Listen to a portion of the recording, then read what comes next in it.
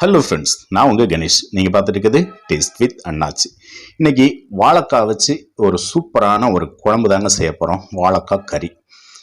என்னங்க இது வாழைக்காயில் குழம்பா அப்படின்னு நீங்கள் யோசிக்கலாம். வாழைக்காயில் பொதுவாக கூட்டு அந்த மாதிரி தான் செஞ்சு பார்த்துருப்போம். ஆனால் இன்னைக்கு ஒரு சூப்பரான டேஸ்ட்டில் அதே நேரத்தில் சிம்பிளாக முடியக்கூடிய இந்த வாழைக்காய் கறியை எப்படி செய்யலான்னு இந்த வீடியோக்குள்ளே போய் பார்க்க போகிறோம். இந்த வாழைக்காய் கூட்டு, இந்த வாழைக்காய் குழம்பு வந்து உங்களுக்கு சாதத்துக்கும் சப்பாத்திக்கும் சூப்பரான காம்பினேஷனாக இருக்குங்க. வாங்க இந்த அருமையான சுவையான வாழைக்காய் குழம்பை எப்படி செய்யலான்னு வீடியோக்குள்ளே போய் பார்க்கலாம்.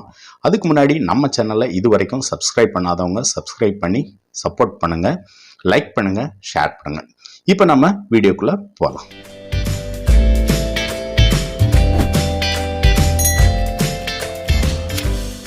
ஓகே ஃப்ரெண்ட்ஸ், நான் இதுக்கு 2 வாழைக்காய் எடுத்திருக்கேன். நாட்டுக்காயாக நல்ல ஃப்ரெஷ்ஷானதாக எடுத்திருக்கேன். அதை மேல் தோலை லேசாக சீவிட்டு இந்த மாதிரி கொஞ்சம் பெரிய சைஸ், அதாவது 3 இன்ச்சு சைஸில் கட் பண்ணி எடுத்துக்கலாம். இப்போது நான் ஒரு பாத்திரத்தில் தண்ணி ஊற்றி கொதிக்க விட்டுருக்கேன். தண்ணி நல்லா சூடானதும் நம்ம கட் பண்ணி வச்ச வாழைக்காயை இதில் நம்ம சேர்த்துக்கலாம். வாழைக்காயை சேர்த்துட்டு இந்த காய்க்கு தேவையான அளவு மட்டும் கிட்டத்தட்ட ஒரு 1/2 ஸ்பூன் அளவுக்கு கல்லுப்பு சேர்த்துக்கிறேன். கூடவே கொஞ்சமாக ஒரு 1/4 டீஸ்பூன் அளவுக்கு மஞ்சள் பொடி இதை சேர்த்துட்டு ஒரு முறை நல்லா கலந்து விட்டுருங்க. கலந்து விட்டு ஒரு மீடியம் ஃப்ளேமில் ஒரு 5லேருந்து ஒரு 8 நிமிஷம் வேக விடுங்க. இந்த காய் கிட்டத்தட்ட ஒரு 50% வெந்தால் போதும். ஃபுல்லாக வெந்து வரணும்னு அவசியம் இல்லை, வேகவும் கூடாது. இந்த அளவுக்கு ஒரு 50% வெந்ததுக்கப்புறம் இந்த தண்ணியை வடிச்சிட்டு அதை ஒரு பக்கம் எடுத்து வச்சுக்கலாம். இந்த காய் அப்படி இருக்கட்டும். இப்போ ஒரு கடாயை எடுத்துக்கோங்க.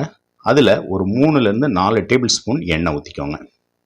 எண்ணெய் சூடானதும் ஒரு 3/4 ஸ்பூன் அளவுக்கு கடுகு போட்டு அது பொரிஞ்சு வந்ததும் நான் ஒரு 10லேருந்து 12 புல் பூண்டை நல்லா கட் பண்ணி வச்சுருக்கேன். இந்த மாதிரி கட் பண்ணி இதை சேர்த்துக்கலாம். கூடவே கொஞ்சம் கருவேப்பிலை சேர்த்துட்டு லைட்டாக வதக்கி விடுங்க.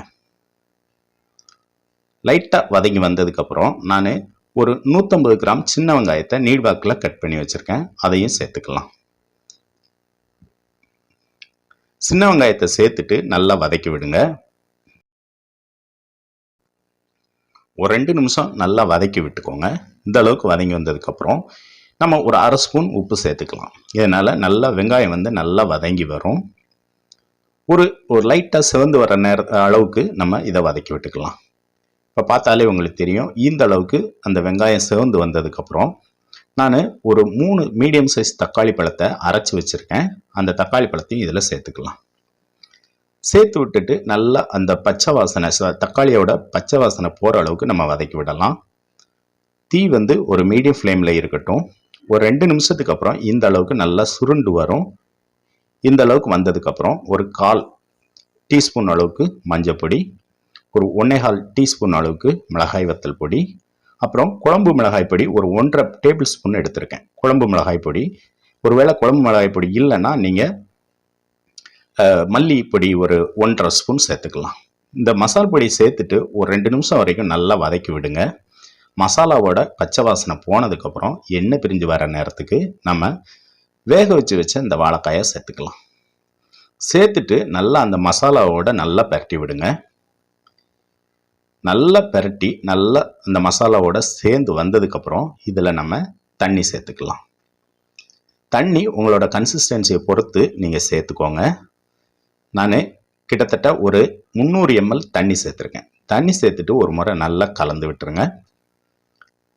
கலந்து விட்டுட்டு நம்ம மூடி போட்டு ஹை ஃப்ளேமில் விட்டுடலாம். ஒரு 5லேருந்து 6 நிமிஷம் நல்லா கொதித்து வரட்டும். இப்போ 6 நிமிஷத்துக்கு அப்புறம் நல்லா கொதித்து அந்த குழம்பு நல்லா கூடி வந்திருக்கு. இந்த அளவுக்கு வந்ததுக்கப்புறம் நான் திக்னஸ்க்காண்டி கொஞ்சம் குவான்டிட்டி அதிகம், அதாவது குழம்போட குவான்டிட்டி அதிகம் வேணுங்கிறதுக்காண்டி நான் ஒரு சில் தேங்காயை மட்டும் அரைச்சி அது கூட கொஞ்சமும் தண்ணி சேர்த்துக்கிறேன். இந்த தேங்காய் விழுதை நல்லா சேர்த்துட்டு திரும்பவும் ஒரு முறை நல்லா கலந்து விட்டுருங்க. கலந்து விட்டுட்டு நம்ம ஒரு லோவுக்கும் கொஞ்சம் கூட மீடியமுக்கும் கொஞ்சம் கம்மியான தீயில ஒரு 5 நிமிஷம் விட்டோம்னா நமக்கு இந்த மாதிரி நல்ல எண்ணெய் பிரிஞ்சு குழம்பு இந்த தயாராகிடுச்சுங்க. அவ்வளோதாங்க. ரொம்ப சிம்பிளாக முடியக்கூடிய இந்த அருமையான வாழைக்காய் குழம்பை நீங்களும் செஞ்சு பாருங்கள். செம்ம டேஸ்ட்டாக இருக்கும். உங்களுக்கு சாத்து கூட பிசைஞ்சு சாப்பிடும்போது அருமையாக இருக்குங்க.